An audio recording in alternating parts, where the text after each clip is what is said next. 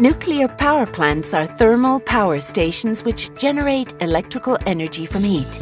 They consist of numerous buildings and facilities, the most important of which are as follows. The turbine building houses several turbines as well as the generator necessary for electrical power generation.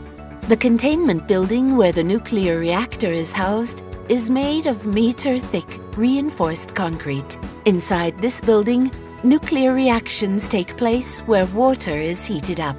The cooling tower, which can be as tall as 200 meters, is where hot water is cooled. In order to easily understand the underlying principles, the following is a description of the most important components of a nuclear power plant that uses a pressurized water reactor, PWR. In the reactor pressure vessel, the nuclear reaction and the associated release of thermal energy takes place. In a pressurized water reactor, as in this case, the reactor pressure vessel stands about 12 meters tall. The walls are about 25 centimeters thick. Inside is where the fuel assemblies can be found. In pressurized water reactors, about 150 such assemblies are installed. A single fuel assembly is composed of many fuel rods. A fuel rod is about 5 meters in length and has a diameter of about 23 centimeters. The actual nuclear fuel is found inside of each fuel rod. Small nuclear fuel pellets composed of enriched uranium or plutonium make nuclear fission chain reaction possible. In the fission chain reaction, thermal energy is released. Water is needed in order to absorb the thermal energy and keep the chain reaction going. Inside the vessel, the water is heated to over 570 degrees Fahrenheit. The water does not boil, however, since the pressurizer maintains the water pressure constant at around 160 bars. The heated water is eventually pumped to a heat exchanger, also called steam generator.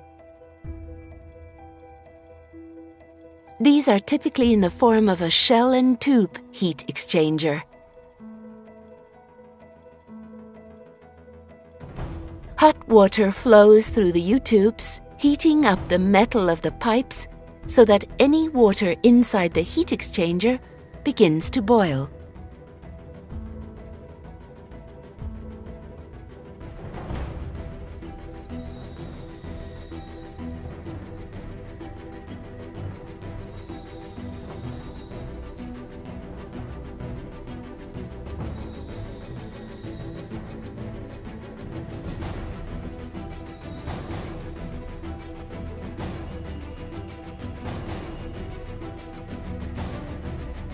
The resulting steam is eventually fed through a set of pipes to the turbine building.